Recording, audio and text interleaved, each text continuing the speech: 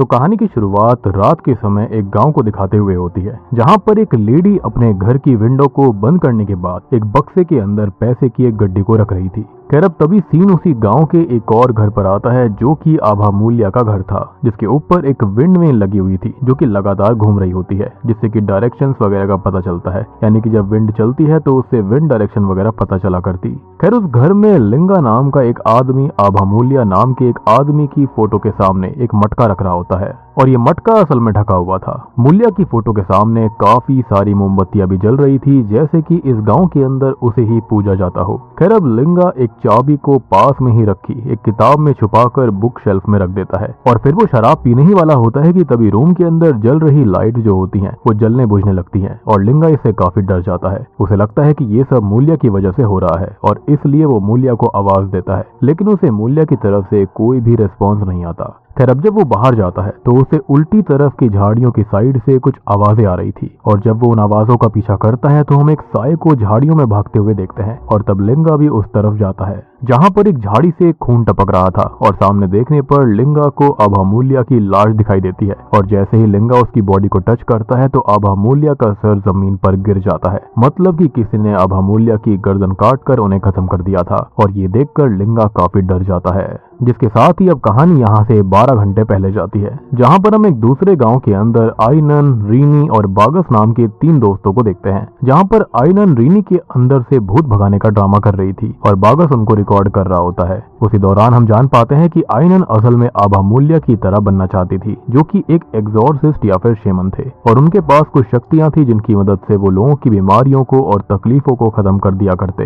बागस अल्लाह को बहुत ही ज्यादा मानता था और उसे आभा मूल्या जैसे लोगों पर इतना भरोसा नहीं था, और तभी वो अपनी साइकिल उठाकर वारुगेनी इस्लामिक बोर्डिंग स्कूल में चली जाती है, जहाँ के ही एक केयर टेकर बूदी ने उसके अनाथ होने की वजह से उसे पाल पोस कर बड़ा करा था। अब अंदर जाने पर वो टीवी चालू कर आभा मूल्या और उसके द्वारा बनाए जाने वाले पानी के बारे में न्यूज को देखने लगती है, जिसमें बताया जा रहा था कि मूल्या को अल्लाह का मैसेंजर माना जाता है और अपने पानी की मदद से वो किसी को भी सही कर सकता है। और पिछले 15 सालों से मूल्या असल में बूमी सुवुंग विलेज में एक आश्रम टाइप बनाकर रह रहा था। साथ ही साथ हमें कुछ झलकियां दिखाई जाती हैं, जिसके अंदर मूल्या एक लेडी का एग्जॉर्सिज्म कर रहा होता है। उसको देखकर आइनन भी मूल्या के शब्दों को दोहराते हुए सेम एक्शन करने लगती है, और तब हम आइनन के हाथ पर एक अजीब से सिंबल को, एक मार्क को नोटिस कर पाते हैं, जिसको आपको याद रखना होगा क्योंकि मार्क के बारे में हमें आगे जानने को मिलने वाला है। खैर अब दूसरी क्लिप के अंदर मूल्या एक डिसेबल्ड आदमी के पैरों को पूरी तरह से सही कर देता है, जिससे कि अब वो आदमी चलने लगा था। खैर इतने में ही बूदी रूम में आकर टीवी को बंद कर देती है, और उसकी बातों से हम जान पाते हैं कि असल में उसको मूल्या पर भरोसा नहीं है, और अभी वो आइनन के पास आया था ताकि वो उसको नमाज पढ़ने के लिए लेकर जा सके। अब आइनन अभी प्रेयर करने से मना कर देती है क्योंकि उसे मूल्या का प्रोग्राम देखना था और वो बाद में प्रेयर्स करने के लिए जाने वाली थी, इसलिए बूदी वहां से चला जाता है। मीनवाइल हम मूल्या के घर के बाहर एक आदमी को उसकी बेटी के साथ देख पाते हैं, जो कि अपने पैसों को बढ़वाने के लिए वहां पर आया था। उसकी बेटी को तो समझ नहीं आ रहा होता कि इस जगह पर उसके पिता के पैसे कैसे बढ़ जाएंगे, पर उस आदमी के हिसाब से सिर्फ यही एक ऐसी जगह थी जहाँ पर उसके पैसे इंक्रीज हो सकते हैं। तभी लिंगा बाहर आता है और उस आदमी से अंदर मूल्या के पास चलने के लिए कहता है। उस आदमी ने अपनी बेटी को बाहर ही वेट करने के लिए कहा था, जो कि अभी के लिए मूल्या के घर के पास ही थी। खैर अब वो इधर उधर टहलने लगती है और चलते हुए एक मस्जिद के पास पहुंच गई थी, जो कि काफी खाली होता है। अब क्योंकि नमाज का वक्त भी होने वाला था, इसलिए वो पास में ही लगे टैप से हाथ पैर धोने लग गई थी। तभी हम डिमोनिक फीट को उसके पास खड़ा हुआ देखते हैं, लेकिन जैसे ही वो लड़की थोड़ा सा सर उठाकर देखती है तो वहां पर सब कुछ नॉर्मल हो जाता है। वहीं मूल्या उस आदमी को अपने पास बैठाकर एक बक्से में उसके सारे पैसे डालने को कहकर उस आदमी का हाथ उस बॉक्स के ऊपर रखवाता है। अब उस आदमी ने ऐसा करा ही था कि तभी मूल्या उसके हाथ में एक डैगर को बहुत जोर से मार देता है, जिससे कि उस आदमी के हाथ से काफी खून आने लगा था और उस आदमी को बहुत दर्द महसूस हो रहा था। पर मूल्या उसे उसके ऊपर विश्वास रखने के लिए कहता है और उसके हाथ पर वही पानी डालकर कुछ शब्दों को दोहराता है, जिससे अचानक से ही उस आदमी के घाव पूरी तरह से भर गए थे, जो कि काफी ज्यादा शॉकिंग था, जिसको देखकर वो आदमी खुद भी बहुत ही ज्यादा हैरान था। और सबसे शॉकिंग बात यह होती है कि जब उस बॉक्स को वापस से खोला जाता है तो उसके अंदर उस अमाउंट के डबल पैसे आ गए थे, जितने की उस आदमी ने उसके अंदर डाले थे। इसलिए अब वो आदमी मूल्या मूल्या से और पैसे की डिमांड करता है। यहाँ पर वो काफी ज्यादा अजीब सा हो गया था, यानी कि उसे लालच ने पूरी तरह से कंज्यूम कर लिया था, जिस पर मूल्या बस उससे ये पूछता है कि अगर वो और पैसे चाहता है तो क्या उसका सेक्रीफाइस तैयार है। खैर अब वहीं हम फिर से उसी बच्ची को देखते हैं जो कि मस्जिद के अंदर नमाज पढ़ रही होती है कि तभी उसके पास एक बहुत ही डिमोनिक साया आ जाता है, जिसका मतलब साफ था कि शायद उस आदमी ने एज अ सेक्रीफाइस अपनी बेटी को ही डीमन को सौंप दिया और मूल्या भी अल्लाह की नहीं किसी डीमन की पूजा करता था। खैर आगे अब रात में हम रीनी और आयनन को बोर्डिंग स्कूल की तरफ जाता देखते हैं कि तभी अचानक से रीनी को याद आता है कि वो अपना मेंस्ट्रुअल पैड को लेना ही भूल गई और उसके मेंस्ट्रुएशन चालू हैं, इसलिए वो आयनन से बाहर इंतजार करने के लिए कहकर पैड्स लेने के लिए अंदर जाती है और आयनन उसका इंतजार करने लगती है।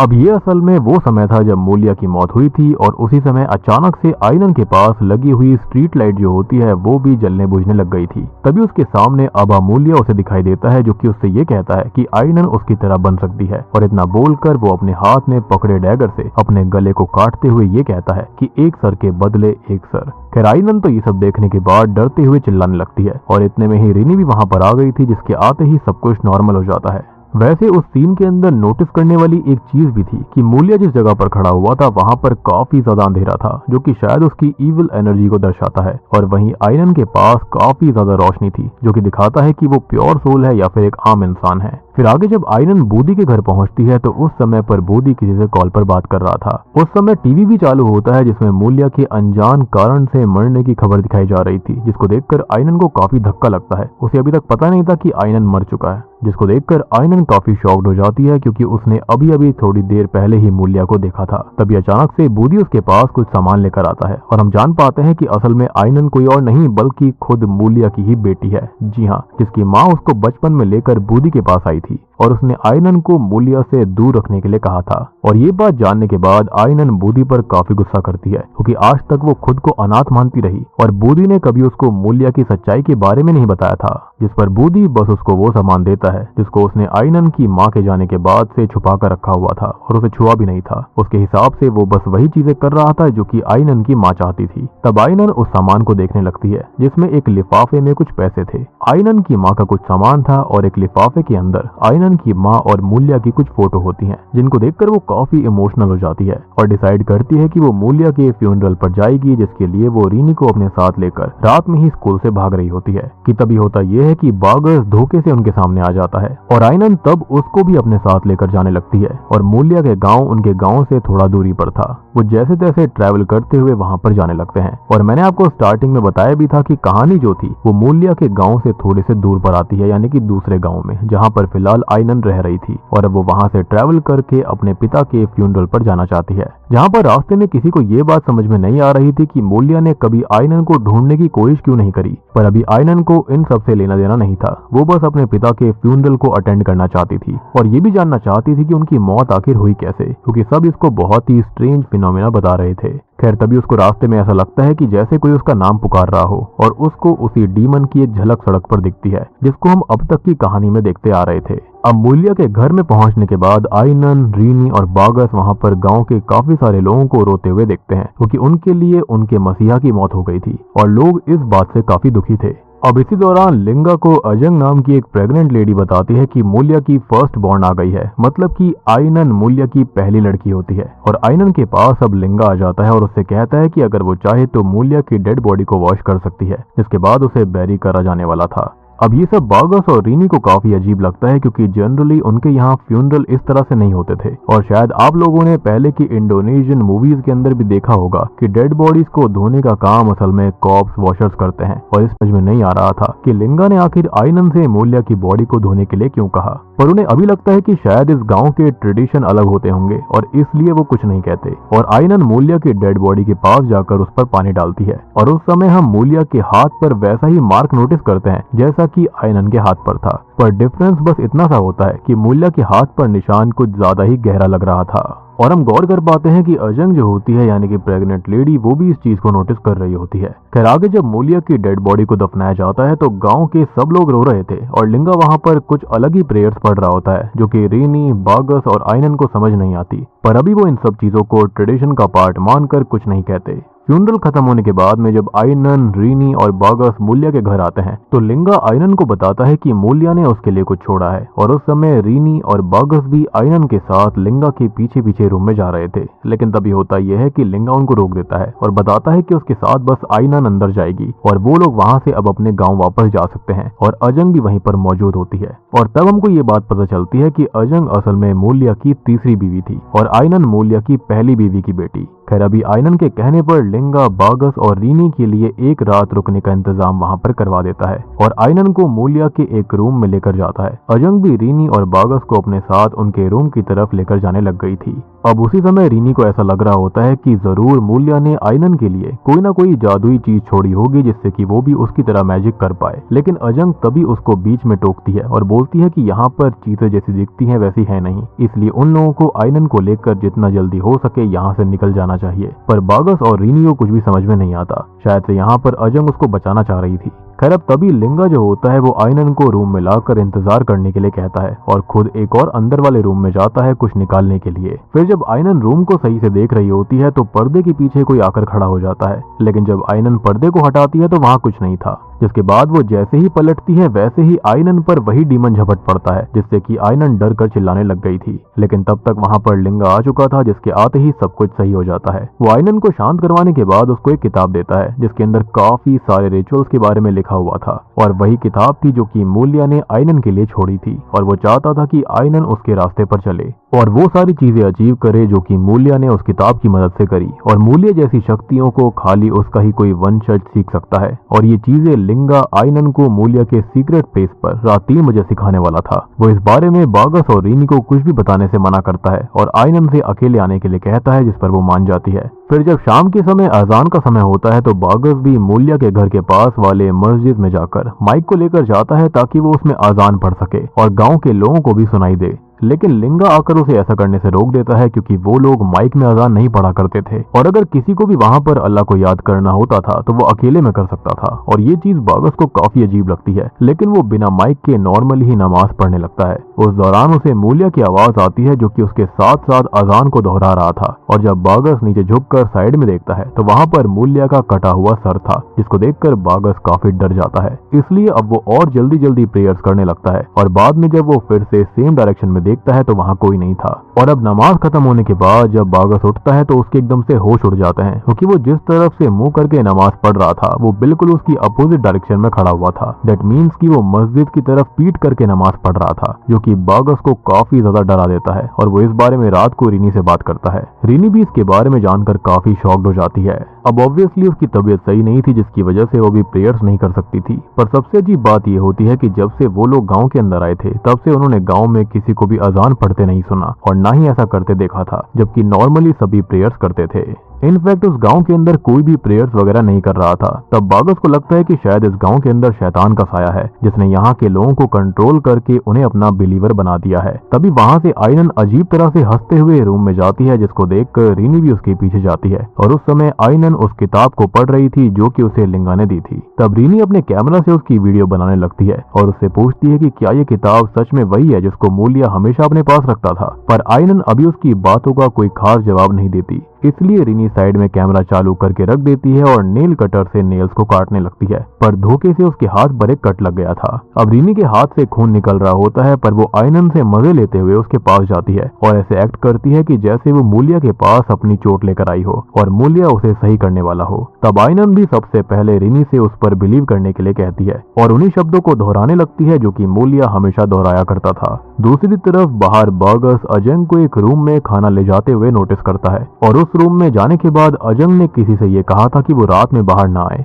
फिर जब उस रूम को बंद करके अजंग वहां से चली जाती है तो बागस रूम में झांक कर देखने की कोशिश करता है कि अंदर है कौन। पर इतने में ही उसके पीछे आइनन आ जाती है जो कि अब बागस से नॉर्मल बात करते हुए रीनी के बारे में पूछती है और ये देखकर तो बागस काफी शॉक्ड हो गया था क्योंकि रीनी तो आइनन के पीछे ही रूम में गई थी। पर जब बागस असली आइनन को लेकर रूम में जाता है तो रीनी असली आइनन को देखकर शॉक्ड रह जाती है। और अब तक जो आइनन उसके साथ थी वो गायब हो जाती है। और रीनी को पहले तो कुछ भी समझ में नहीं आता, फिर जब वो कैमरा चेक करती है तो कैमरा के अंदर भी रीनी अकेले ही रूम में बैठी हुई थी, उसके साथ कोई नहीं था। अब इन हादसों से रीनी और बागस तो काफी डर गए थे और वो जल्दी ही वहां से जाना चाहते थे, लेकिन आइनन इसके लिए मना कर देती है और वो इसी जगह पर रुककर मूल्या के रास्ते पर चलना चाहती थी। वो तो स्टार्टिंग से ही उसकी फैन होती है और जब उसको ये पता चला कि वो उसके खुद के पिता थे तो उसके बाद तो उसका इंटरेस्ट और भी ज्यादा हो गया था और इसलिए वो रीनी और बागस से अकेले ही वहां से जाने के लिए कहती है। अब आगे हम अजंग को देखते हैं जिसके रूम में रहमत नाम का एक बच्चा बैठा हुआ था। वो असल में एक पैर से फिजिकली चैलेंज्ड होता है और उसके हाथ में एक डीमन से रिलेटेड काफी सारे रिसर्च पेपर्स होते हैं, जैसे कि उन्हें उसने खुद ही कलेक्ट करा हो। वो अजंग से पूछता है कि आइनन वहां पर क्यों आई है। साथ ही साथ वो ये बात भी जानना चाहता था कि लिंगा अब क्या करने वाला है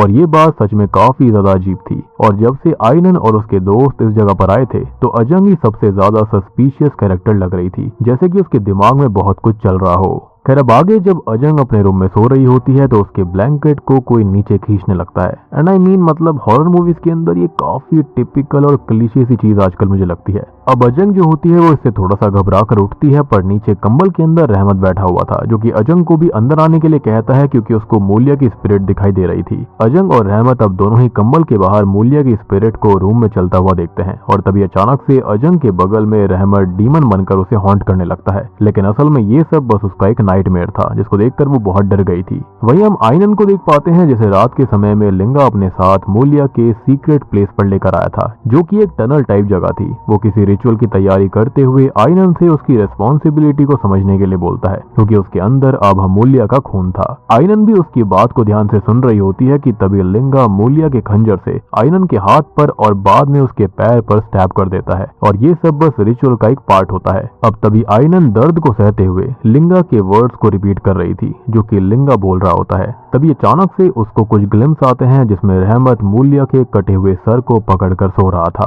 और उसके बाद जब वो अपनी आंख खोलती है तो सेम डीमन जिसको हमने देखा था वो आइनन के हाथ पर लगे खून को चाट रहा होता है। अब ये कंप्लीट होने के बाद लिंगा आइनन को गांव में लेकर जाता है और लोगों को बताने लगता है कि अब से आइनन उनके दुखों का निवारण करेगी। और उस समय आइनन ने रहमत को भी देखा था जो कि उसे घर की खिड़की से देख रहा होता है। तब आइनन रहमत को एक क्रीपी स्माइल देते हुए आगे चली जाती है।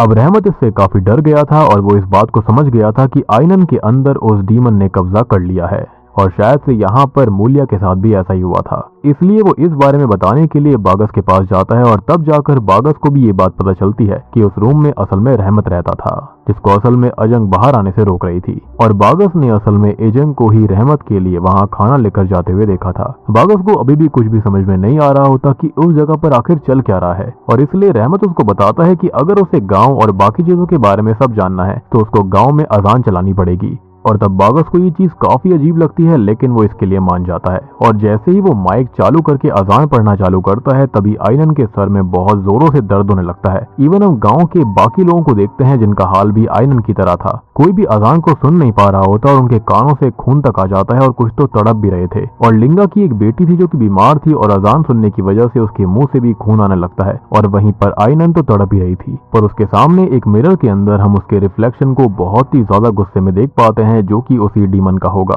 तब रीनी आकर उसे संभालने की कोशिश करती है। दूसरी तरफ बागस का गला अचानक से खराब होने लगता है और उसके गले पर निशान बनने लगते हैं जैसे कि कोई उसका गला दबाकर उसे रोक रहा हो और उसके ही अगले पल बागस के मुंह से खून निकलता है। वहां पर मौजूद डीमन नहीं चाहता था कि वहां पर अजान हो या फिर कोई भी रिलीजियस चीज पढ़ी जाए। अब इतने में ही रीनी और आइनन दोनों बागस के पास आ गए थे और अब आइनन भी एकदम नॉर्मल थी। वो लोग समझ गए थे कि वहां पर कुछ भी सही नहीं है, इसलिए वो साथ में प्रे करने का डिसाइड करते हैं और रीनी तो पीरियड्स की वजह से प्रे नहीं कर सकती थी, पर बागस और आइनन प्रे करने लगते हैं और रहमत भी उन्हें छुपकर देख रहा था कि तभी अचानक से रीनी जोर से चिल्लाती है और बागस जब पीछे मुड़ता है तो आइनन फिर से पजेस्ड हो गई थी और अभी वो दीवारों पर चल रही होती है। तब तक वहां पर रहमत भी आ जाता है जिसको देखते ही आइनन उसके ऊपर कूदकर उसका गला दबाने लगती है।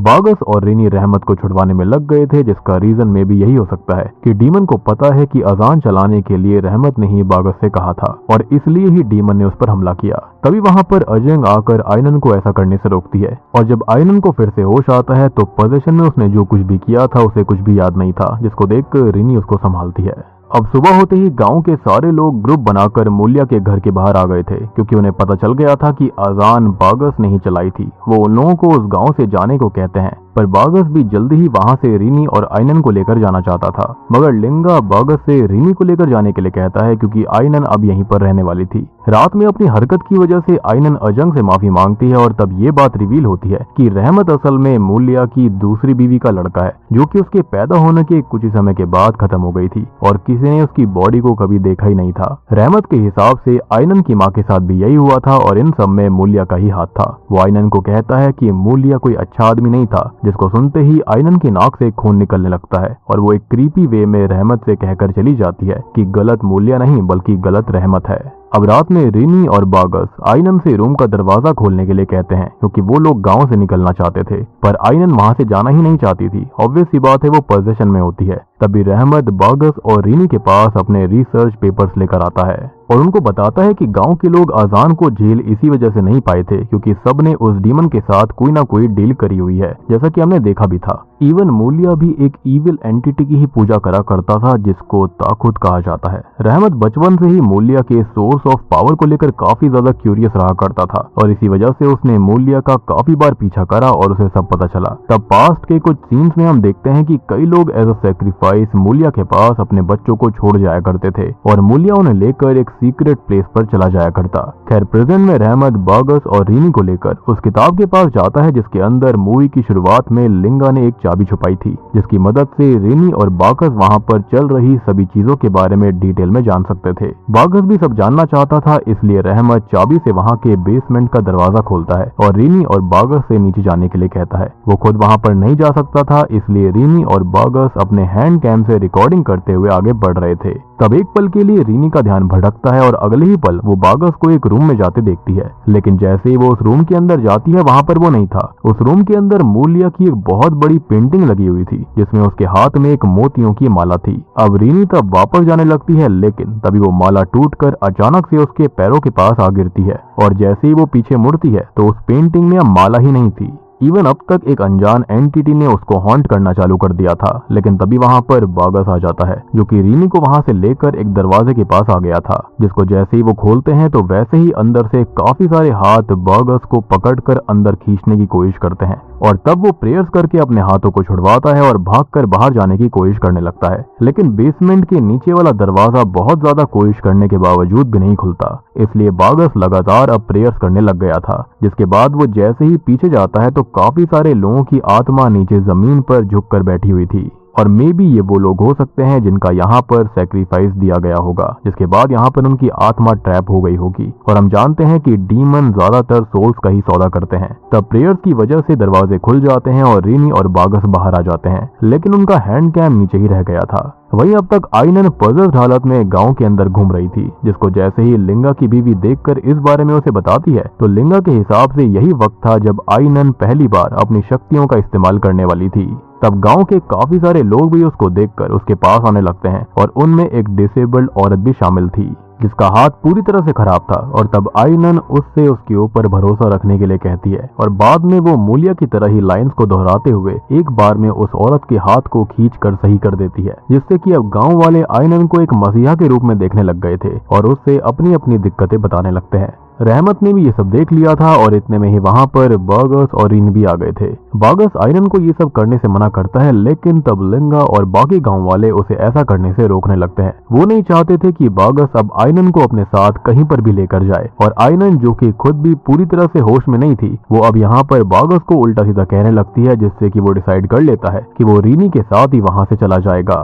दूसरी तरफ रहमत जब इस बारे में अजंग को बताता है कि आइनन मूल्या के पाथ को कंटिन्यू रख रही है तो अजंग काफी डर जाती है। मीनवाइल आइनन के ऊपर फिर से वही सेम रिचुअल करा जाता है और तब उसे एक और ग्लिम्स आता है जिसके अंदर वो रहमत और अजंग को मूल्या की बॉडी को ठिकाने लगाते हुए देखती है, विच मीन्स कि मूल्या को किसी और ने नहीं बल्कि अजंग और रहमत ने ही मारा था। वहीं थोड़ी देर के बाद में जब रहमत के रूम के अंदर बागस और रीनी उनके साथ गाँव से जाने के लिए आते हैं तो वो नोटिस करते हैं कि रहमत और अजंग तो वहां से ऑलरेडी निकल चुके थे। वहीं जब रहमत और अजंग चलते हुए उस रास्ते पर पहुंच जाते हैं जहां पर मूल्या की लाश मिली थी तो रहमत के बगल से अचानक से ही वो इविल एंटिटी ताकत गुजरती है, जिसका रियल मतलब होता है फॉल्स गॉड यानी कि फॉल्स प्रॉफिट। और आप जानते हो कि डीमंस और डेविल जो होता है वो यही करता है। खैर अगले ही पल वो रहमत को झाड़ियों में खींच लेता है। अब अजंग तब उसको ढूंढने की कोशिश करती है कि तभी रहमत के ऊपर आइनन पजल हालत में हमला कर देती है, यानी कि वो कोई और नहीं बल्कि आइनन ही थी जिसको ताकत ने पजस करके रखा था। और वो उससे यही बोलती है कि ए हेड फॉर ए हेड,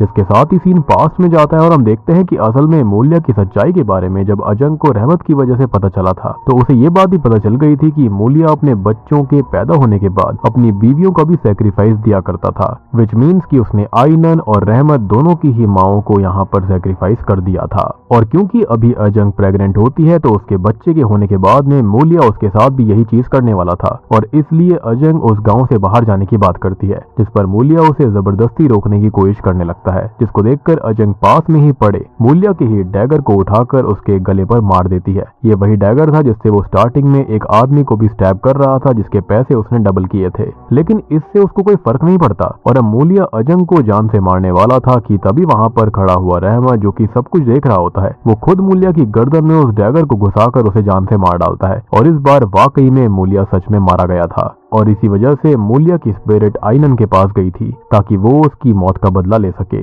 और उस समय पर मूल्या ने आइनन से ये भी कहा था कि सर के बदले सर। तो अब आपको समझ में आया होगा कि ये बात उसने क्यों बोली। इनफैक्ट आइनन जब पजस हालत में अभी होती है उसने तब भी सेम चीज कही थी कि सर के बदले सर। खैर प्रेजेंट के अंदर डीमन रहमत को मारने वाला होता है कि पीछे से अजंग उसको बचाने की कोशिश करती है और उसने आइनन का पैर पकड़ लिया था ताकि वो आगे ना जा पाए, यानी कि मूल्या को भी इसी एंटिटी ताकत ने पजस करके रखा था। अब रहमत वहां से भागने की कोशिश कर रहा था कि तभी उसे रास्ते में रीनी और बागस मिल जाते हैं। तब रहमत उनसे अजंग की हेल्प करने के लिए कहता है, लेकिन जब वो लोग फिर से उस जगह पर वापस जाते हैं जहां पर पजस्ड आइनन और अजंग थे तो वहां पर अब कोई भी मौजूद नहीं था। तब रहमत रीनी और बागस को वापस से मूल्या के घर में ले जाता है जहां पर एक किताब के अंदर डीमन को खत्म करने के तरीके के बारे में लिखा हुआ था। उस डीमन को पजस करे जाने वाले इंसान के परिवार का ही कोई उसको मार सकता था, यानी कि उसका खुद का खून। और यही रीजन था कि अजंग के मरने पर मूल्या क्यों नहीं मरा था और रहमत के मारने से वो तुरंत ही मारा गया। बेसिकली ये डीमन जो था ना मूल्या के पूर्वजों से ही डील करता आ रहा होगा, या फिर हो सकता है कि उसने ही इनकी शुरुआत करी हो।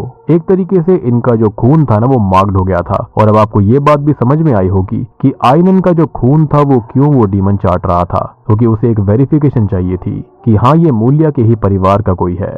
फिलहाल यही एक रास्ता होता है जिससे कि उस डीमन को रोका जा सकता था, लेकिन बागस आइनन को मारने से साफ इनकार कर देता है। इसलिए अब रहमत एक दूसरे तरीके को ढूंढता है जिसके हिसाब से उस डीमन को अजान सुनानी पड़ेगी, क्योंकि वो लोगों के विश्वास से ताकतवर होता है और अगर लोग उसके ऊपर विश्वास करना ही छोड़ देंगे और फिर से सही रास्ते पर आ जाएंगे, अल्लाह को मानने लगेंगे, तो वो कमजोर होकर खत्म हो जाएगा। अब बागस के लिए ये बेटर आइडिया था और इतने में ही हम बाहर देखते हैं कि आइनन अजंग को पूरे गाँव में घसीटते हुए मूल्या के घर के बाहर लेकर आती है। बेसिकली जो डीमन था ना वो उससे ये करवा रहा था। डीमन को ये चीज बिल्कुल पसंद नहीं आई थी कि वो वहां से भाग रही थी। अब वो रहमत को बाहर बुलाती है, गांव के बाकी लोगों को भी, और आइनन की ऐसी हालत देखकर घर के बाहर सब आ गए थे, लेकिन किसी की हिम्मत नहीं थी कि वो अजंग को बचा ले। रहमत, बागस और रीनी भी बाहर आ जाते हैं, जिन्हें देखकर आइनन रहमत को मारने के लिए आगे बढ़ती है, पर तब अजंग इस बार फिर से उसका पैर पकड़ लेती है, जिसको देखकर अब आइनन को बहुत ही ज्यादा गुस्सा आ चुका था।